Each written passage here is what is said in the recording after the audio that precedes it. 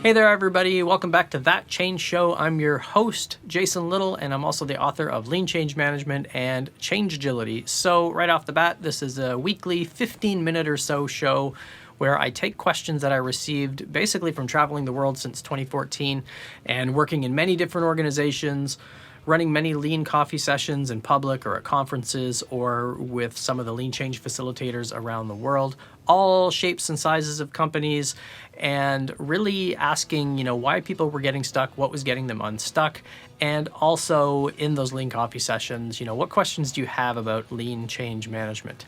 And this is one that I had recently in a lean coffee session that I did, I think in Colombia or Mexico, can't remember because I do so many of them, but it's one that's kind of happened throughout a number of sessions. People want to know, what are some examples when nothing you talk about actually worked? So nothing in lean change actually worked at all. So strap yourself in and get your attitude of, well, you dummy, you should have probably did it this way, and let's get right into it. So whenever I get asked that question, the first one that comes to mind is this enterprise organization that had been transforming for overall as an IT organization, probably 7 or 8 years in total. Many consulting agencies have come and gone, many different rotations of the Agile COE and leadership and all that type of stuff. And this was reasonably small, 1,500 people or so, division that was sort of seen as the laggard. So they weren't really doing a lot of these practices right now. And I remember talking to somebody in the organization and one of the leaders there, and I wasn't really feeling it. A lot of the times as a change agent, you kind of have to take the gig because you need to take the gig. I think I was at a stage in my career where I could be a little more selective, which was one benefit, but I just wasn't feeling it. It just felt like same old, same old. We want faster, better, cheaper, and we want magic. We know it's not magic. We know it's not a silver bullet, but we want faster, better, cheaper because that's magic and that's the silver bullet. That's the kind of the vibe I got. So I turned them down. And then I talked to that person's boss, a few weeks later, and they actually gave me a compelling story. So this was the top leader in that particular division. And their story was, there's 3 things I really care about. Are the people doing the work happy? Did the stakeholders feel they're getting their money's worth? And are our end users happy? And I thought, okay, that's pretty interesting. He told me a lot of really great stories, but the energy and the attitude and the disposition that this person had towards this change was pretty compelling. So I thought, okay, my spidey sense is still saying, yeah, this probably isn't a good idea. But, we've got that mythical unicorn, right? We've got the support from the top leader, so maybe everything will be okay. So I remember one of the first experiments that always works that I love doing is doing lean coffee sessions. And that is informal to begin with, because the intent of doing this for me is to find the people who are interested, find the people who want to do this, people who are going to be the first movers, the people who are going to help virally spread the change. So I did what I normally do. I put signs up by the elevator. This was a number of years ago, so we were allowed to be in the office. On the outside of the bathroom doors, in the kitchen areas, stuff like that. I said, okay, next Tuesday, 10 a.m., 9th floor, southeast corner in the lounge, we're going to do lean coffee and just talk about anything related to this Agile transformation.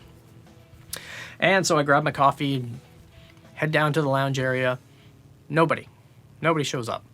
I wait about 15 minutes, nothing. I'm like, okay, I wonder what's going on. So somebody had actually reached out to me and sent me an email, and they said, hey, we waited for you for 15 minutes and, you weren't there. And I was like, oh. Okay, I was on the 9th floor, southeast corner in the lounge where the sign said, and they said, "Oh, that's not the actual lounge. There is a real room called the lounge, and it's over here on the 9th floor." And I was like, "Oh, okay, well, dumb luck." So I said, "Okay, well, I'm going to do the same time, same day, Tuesdays, 10 o'clock. You guys can come to that one instead." So I tried that experiment again. Nobody showed up.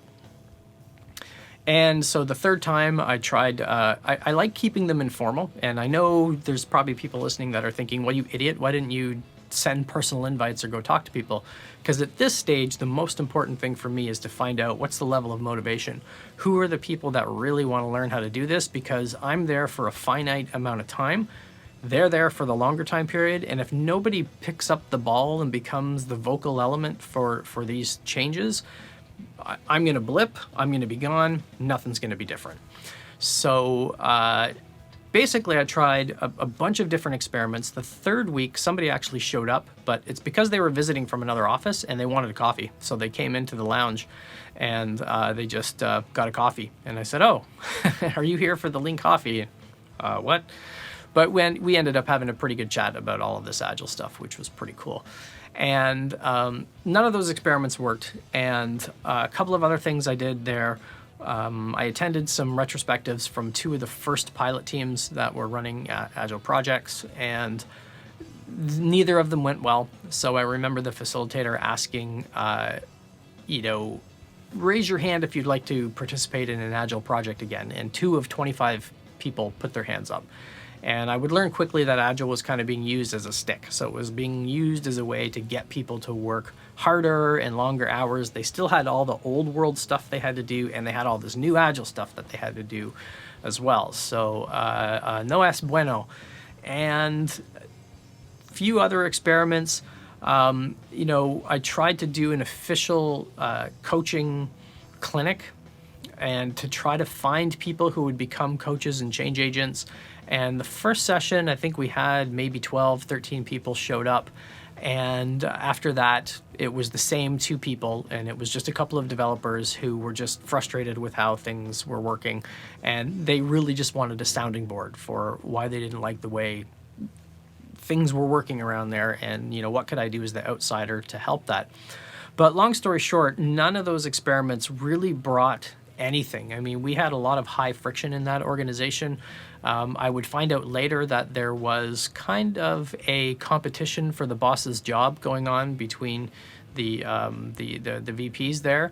So their interest was more in getting control of the ship and less about improving things. There were a couple of things. There was some pretty bad mojo between the business and the IT teams. I wrote about this on LinkedIn a few weeks ago, about being kind of parachuted in between these 2 VPs who really didn't get along very well.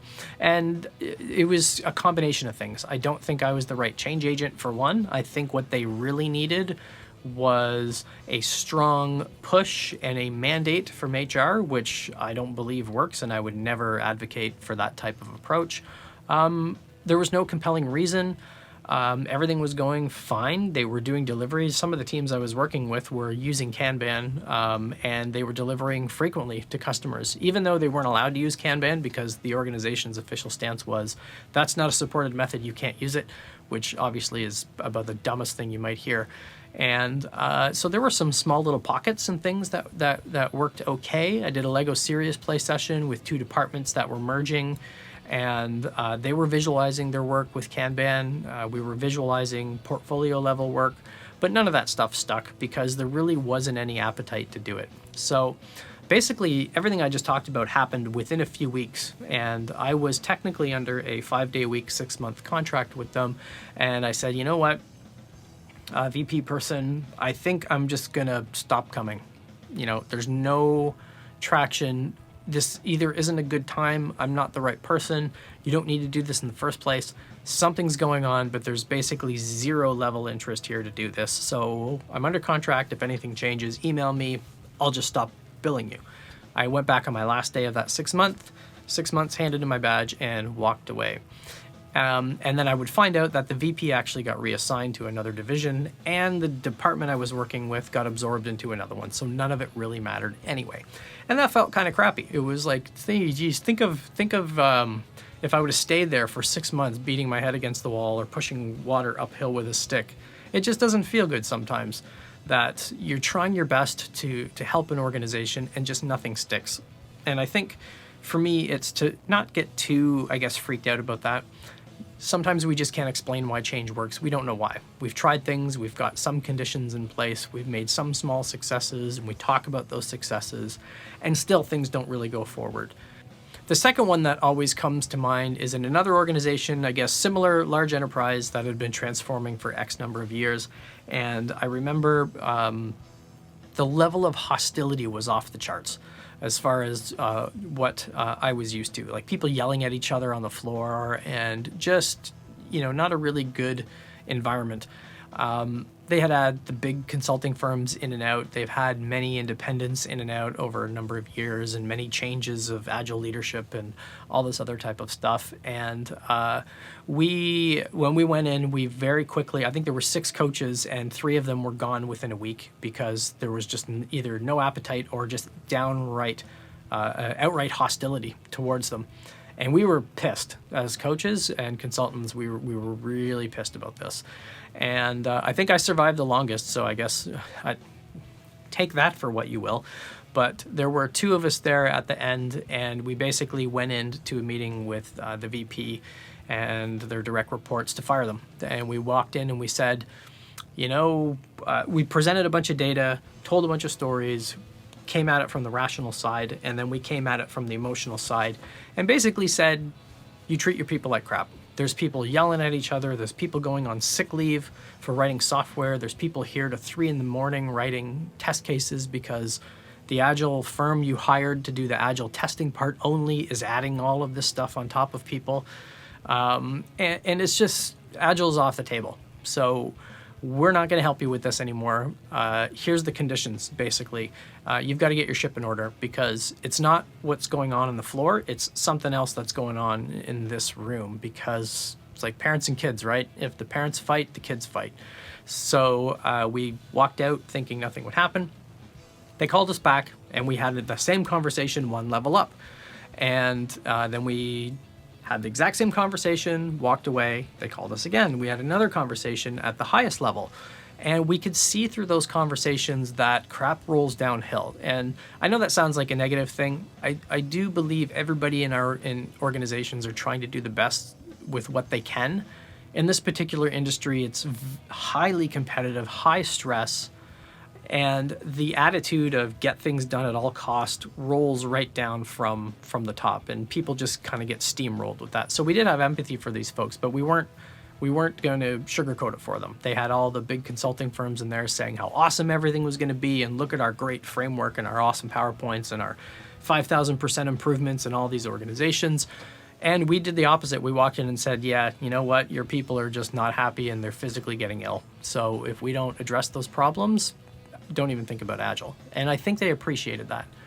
They did get leadership coaching top down for the next few years, at least. And I ran into somebody on one of the early teams I was working with, and this was one of the teams where there was a lot of hostility between business and IT. And I mean, hostile to the point of, you idiot, why didn't you read the document out loud in planning meetings? So not passive-aggressive stuff that we're normally accustomed to. And I remember this person saying, I don't know what you guys did, but it seems like things are better than they used to be. So for me, that's a victory, but at the time, in the moment, huge failure. Nothing worked. And then, obviously you have to look at yourself as the change agent.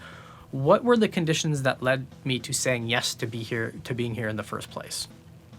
But those 2 things, no matter what we tried to do with a pull-based coaching type of approach in those 2 environments, nothing seemed to move things forward. And both of those companies are still transforming today.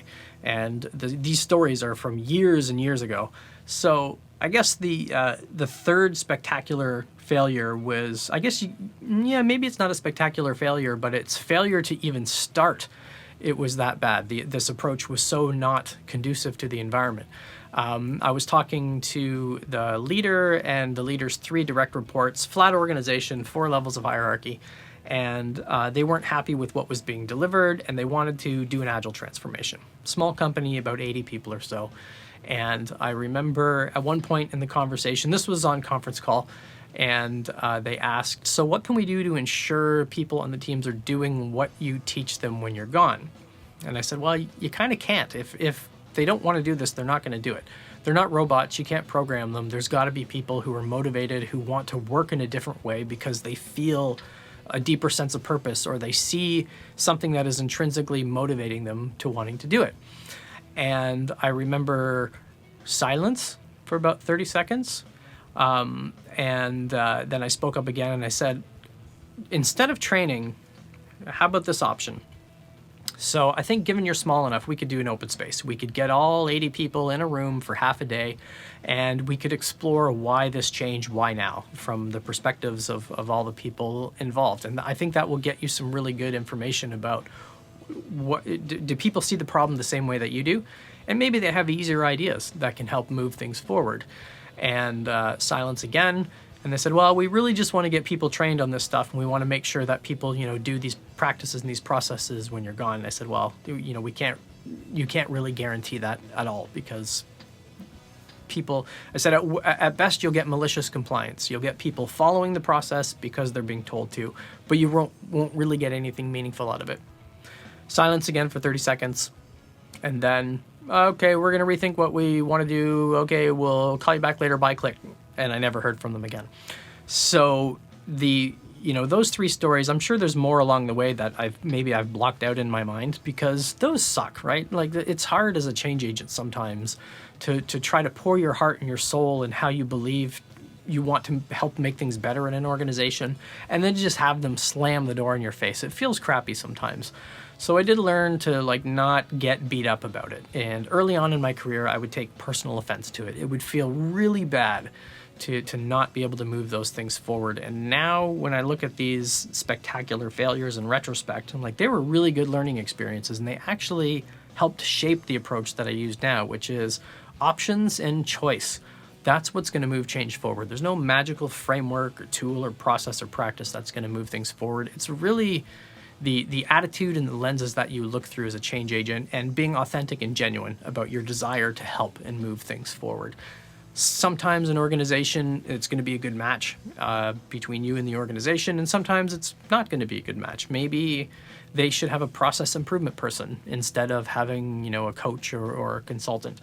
But either way, they don't feel good sometimes, but you can sweep them under the rug and just sort of move on with things. So that's it for this episode. I'm sure there's some, even now that I'm thinking that there's some stories that I've mentally blocked out from my brain, there's a couple of other ones too. So maybe I'll do a follow-up on this one as well. But if you would like to check out the previous episodes, you can go to thatchangeshow.com, or you can go to leanchange.tv if you want to watch the video versions, and drop some comments on the leanchange.tv episodes. I'm going to be taking some of these change challenges and questions from Lean Coffees. I've got thousands of them, so hopefully I'll keep these, within 15, 20 minutes or so, and hopefully it gives you enough insight to figure out how you can jiggle your change loose. So I'm Jason Little, your host and author of Lean Change Management and Change Agility. If you're watching this on Lean Change TV, hit the subscribe button. You'll get notified when new episodes come out, or subscribe in your favorite podcast reader, and I'll see you on the next one.